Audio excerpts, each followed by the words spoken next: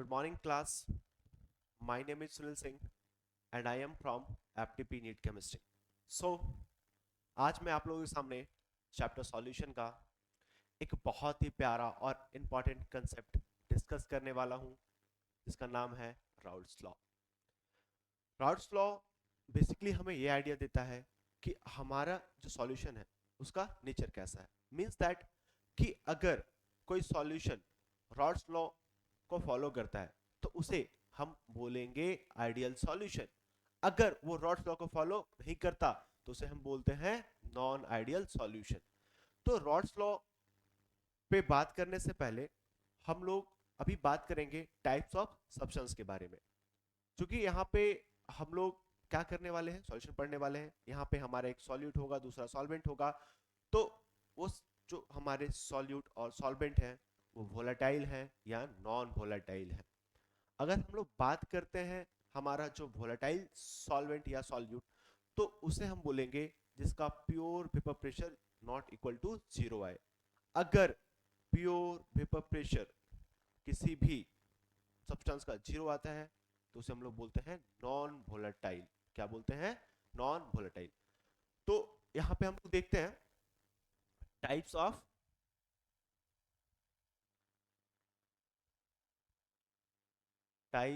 Of substance.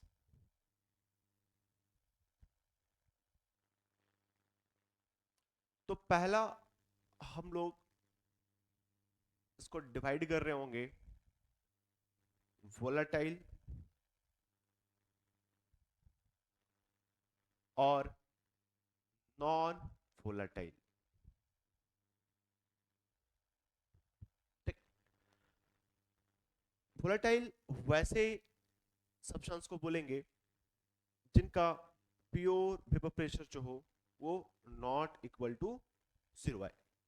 For example हमारा water,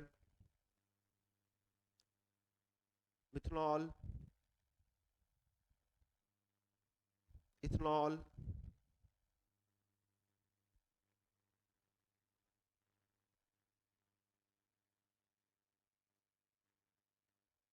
benzene. क्या आपको पता है बेंजीन का केमिकल फॉर्मूला क्या होता है? बिल्कुल सही, क्या होता है? C6H6। या फिर हम लोग एग्जांपल पे और एक ले सकते हैं, क्या? Methyl benzene. मिथाइल बेंजीन होने के तो यहाँ पे और भी हो सकते हैं, बट एग्जांपल के इतना काफी है। बात करना है नॉन वोलेटाइल, तो इनका जो प्योर वेपर प्रेशर होगा ना वो कितना होगा? 0। तो क्या इसका एग्जांपल ले सकते हैं? बिल्कुल। एग्जांपल पे है यूरिया। टिक। फिर आपका ग्लूकोज, फिर आपका सुक्रोज, इटीसी। तो बेसिकली इस चैप्टर में हम लोग देखेंगे यूरिया, ग्लूकोज और सुक्रोज का बहुत ही ज्यादा यूज हो रहा होगा as a non volatile solute के रूप में। ठीक। चलिए, तो बात करते हैं हम लोग यहाँ पे किसके बारे में? Raoult's law.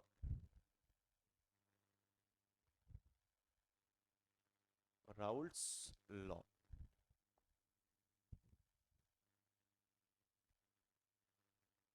Raoult's law basically किसी सॉल्यूशन के लिए डिफाइंड होता है। इनके अकॉर्डिंग मैं भी बाय डेफिनेशन चलता हूं। In a solution the partial vapor pressure of each component is directly proportional to its mole fraction। तो मैंने क्या बोला? in a solution, in a solution the partial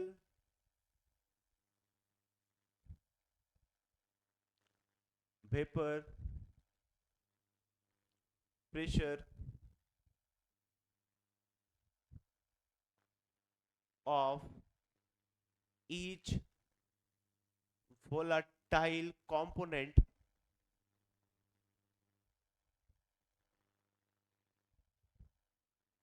is directly proportional to its mole fraction. Mole fraction. तो Raoult's law जो है वो basically किसके लिए डिफाइंड हो रहा है? सॉल्यूशन के लिए। कब? जब जो हमारा कंपोनेंट कैसा हो? वोलेटाइल। कैसा हो? वोलेटाइल। ठीक। तो आइए हम लोग क्या करते हैं, एक सॉल्यूशन का एग्जांपल लेते हैं जिसमें हम लोग क्या करेंगे, हमारा जो सॉल्यूट और सॉल्वेंट दोनों कैसे होंगे? वोलेटाइल। कैसे होंगे? वोलेटाइल।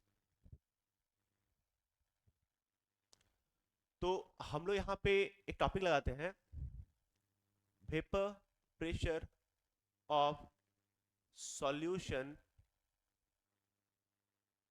containing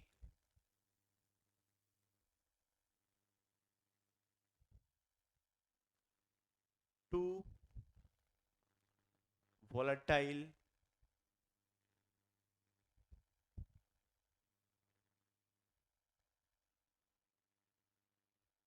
liquids।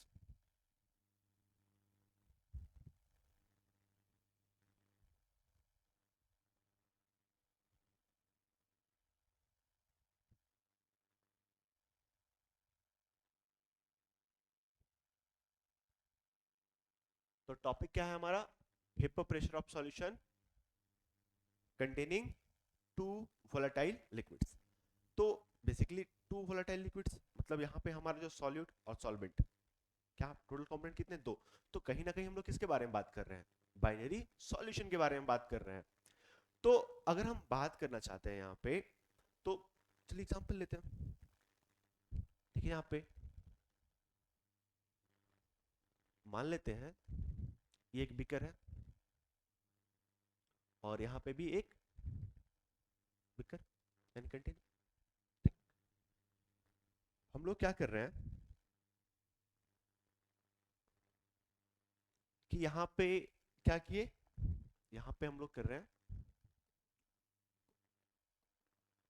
यहाँ पे हम लोग लिए प्योर सॉल्वेंट और इसको भी हम लोग ए नाम दे रहे हैं। ठीक ना, हमारे पास क्या है? प्योर सॉल्वेंट ए है और यहाँ पे क्या है? Pure solute B.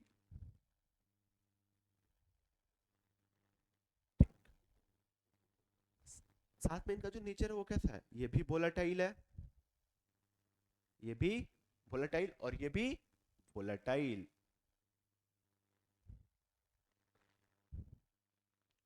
तो क्या होगा, ये कुछ यहाँ पे वेपर प्रेशर एक्सर्ट कर रहे होंगे,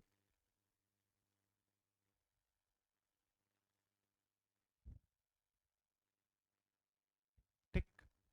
ए के द्वारा जो लग रहा है उसे भी हम लोग क्या बोल रहे हैं? प्योर वेपर प्रेशर ऑफ ए।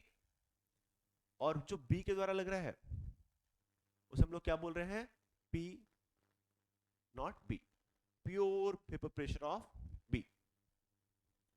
तो यहां पे मेंशन कर लेते हैं वेयर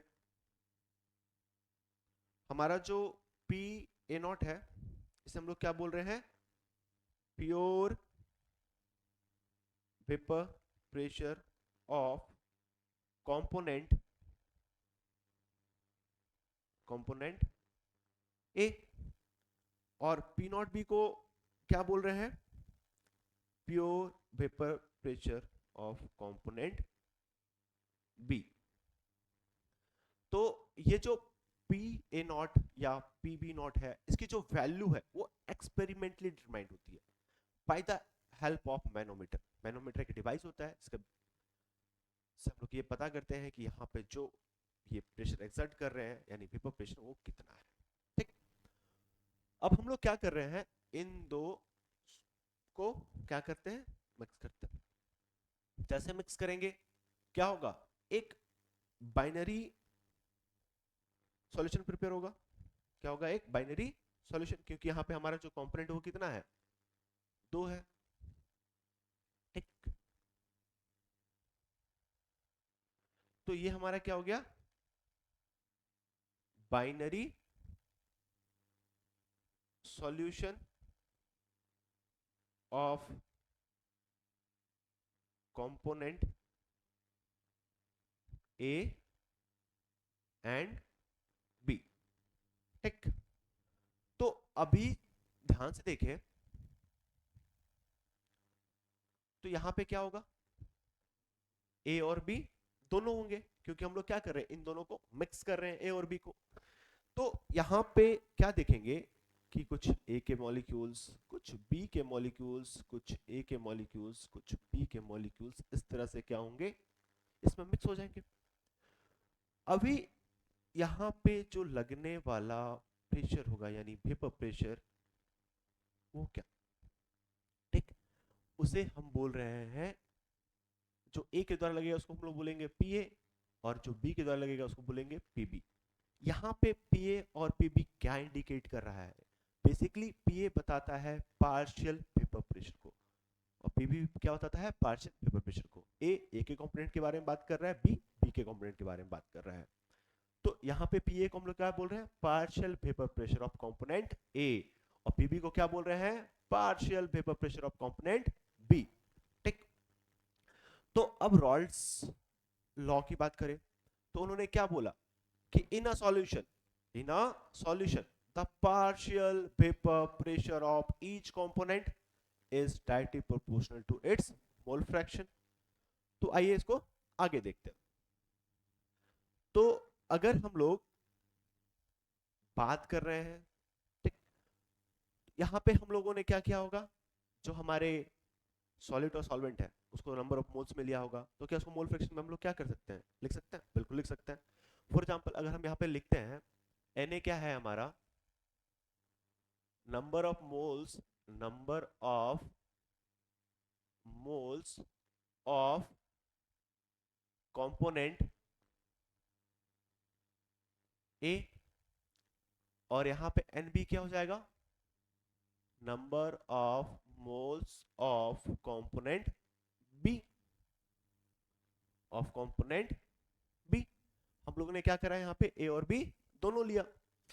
अगर मुझे मोल फ्रैक्शन निकालना है, क्या निकालना है, मोल फ्रैक्शन ऑफ ए, तो क्या लिखूंगा, number of moles of A divide by number of moles of A plus number of moles of B. इतना तो हमें आता है। एज यूजुअल अगर मैं यहाँ पे मोल फ्रैक्शन ऑफ बी लिखूं तो क्या लिखूंगा, number of moles of B divide by number of moles of A plus का number of moles of B, है ना।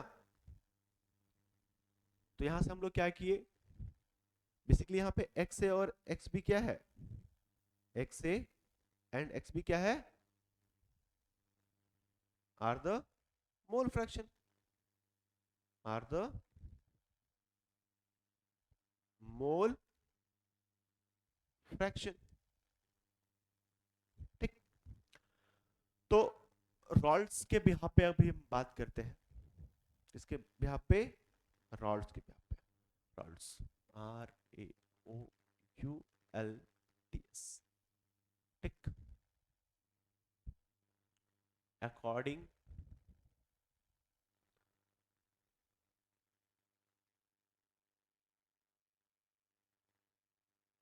रॉल्स लॉ, तो हमारा जो पार्शियल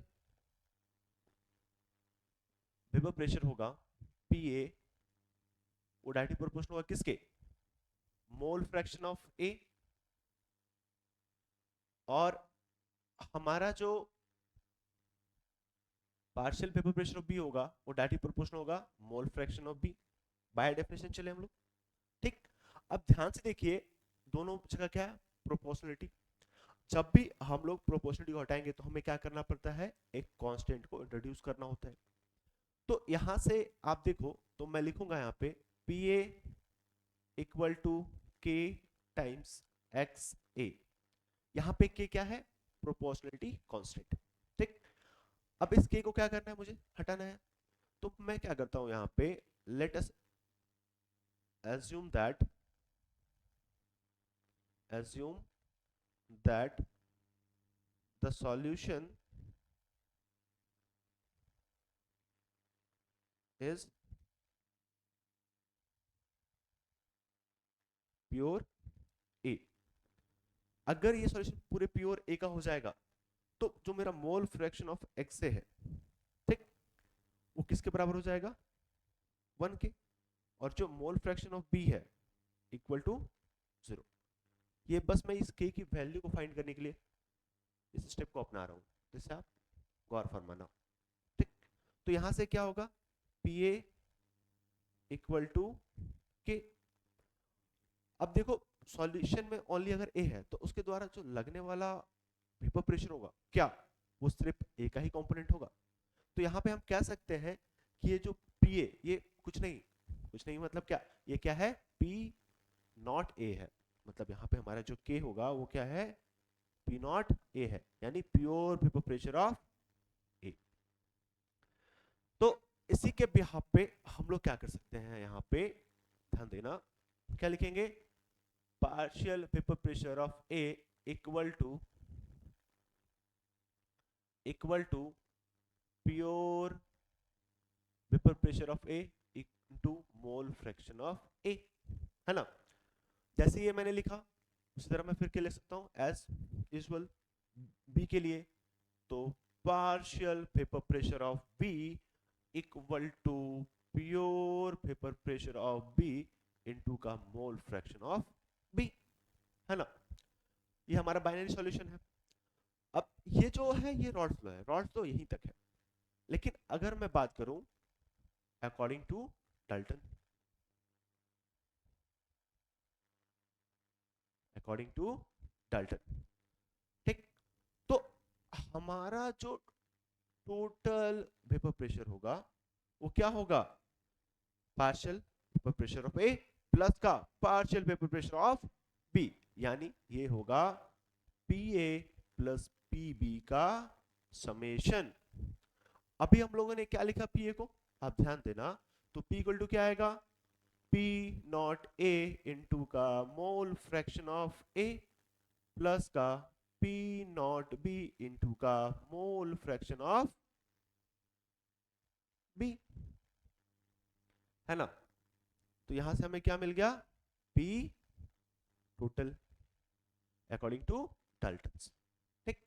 तो बेसिकली हम लोग यहाँ पे क्या देखें कि किस तरह से हम लोग क्या किए, सॉल्यूशन का टोटल वेपर प्रेशर निकाले, ठीक। तो बेसिकली हम लोग यहाँ से क्या मिला है, total vapour pressure of solution which is equal to partial vapour pressure of A plus का partial vapour pressure of B, है ना। अब देखो ध्यान से, यहाँ पे हम लोग थोड़ा चलते हैं। यहाँ पे जब मैंने यहाँ पे क्या करा, ए और बी को मिक्स करा तो हमारा जो सॉल्यूशन बना, ठीक। तो एक बात बताओ, क्या जो हमारा ए है या जो हमारा बी है उसके टोटल नंबर ऑफ मोल्स जो थे या मोल फ्रैक्शन जो थे वो कंप्लीटली कन्वर्ट हो गए पेपर के फेज में, ऐसा नहीं है। यहाँ पे हम लोग क्या करते हैं, देखो यहाँ पे वाई ए और वाई बी, बेसिकली ये है क्या, ये वो मोल फ्रैक्शन है जो किस पे कन्वर्ट हुए हैं, पेपर्स में। तो यहाँ पे हम इसको क्या करते हैं, थोड़ा कंक्लूड करते हैं और लिख लेते हैं एक लाइन, ठीक। क्या लिखते हैं, बेसिकली क्या है, मोल फ्रैक्शन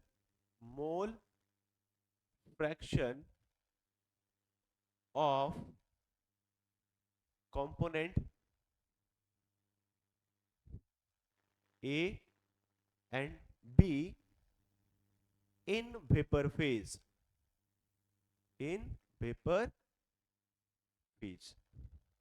ठीक ना। अब कभी कभी क्वेश्चन में क्या करता है ना, आपके साथ वाई ए और वाई बी का वैल्यू पूछ देगा क्वेश्चन के साथ। तो अगर आपको पता नहीं रहेगा इस टर्म के बारे में तो क्या आप कर पाओगे, बिल्कुल नहीं। तो इसके बारे में आपको आइडिया होना चाहिए। तो चलिए आगे बढ़ते हैं। तो अगर आपको क्या बोला जाए, वाई ए और वाई बी का वैल्यू फाइंड आउट करने बोला जाए, तो आप क्या करोगे, चलेंगे अकॉर्डिंग टू द डाल्टन्स, ठीक ना। हम लोग बात करते हैं यहाँ पे अकॉर्डिंग टू द डाल्टन्स, है ना। तो हमारा जो यहाँ पे y है, ठीक, तो उनके अकॉर्डिंग जो हमारा क्या होगा, पार्शियल वेपर प्रेशर ऑफ ए जो है वो क्या होगा, कहाँ पे बात कर रहे हैं हम लोग, वेपर फेज, ठीक ना, इस पे इसका वैल्यू हम लोग को चाहिए, ये क्या होगा, पी टोटल इनटू का, ये इनटू है, ठीक ना, इनटू का वाई ए। तो हमें क्या फाइंड आउट करना था, यहां से वाई है, वाई ए इक्वल टू क्या आ जाएगा, P A by P total. तो सिमिलरली हम लोग क्या करेंगे, सिमिलरली हम लोग पीबी लिखेंगे, तो पीबी इक्वल टू क्या होगा, पी टोटल, ये इनटू है, ये एक्स नहीं है, इनटू है, ठीक ना, इनटू का mole fraction of B at vapour phase, ठीक ना, क्या इन वेपर फेज बोल सकते हैं। तो यहां से y भी जो होगा वो क्या हो जाएगा, पीबी बाई पी टोटल, है ना। चलो, तो ये पूरा जो डिस्कशन था वो किसके रिगार्डिंग है, हमारा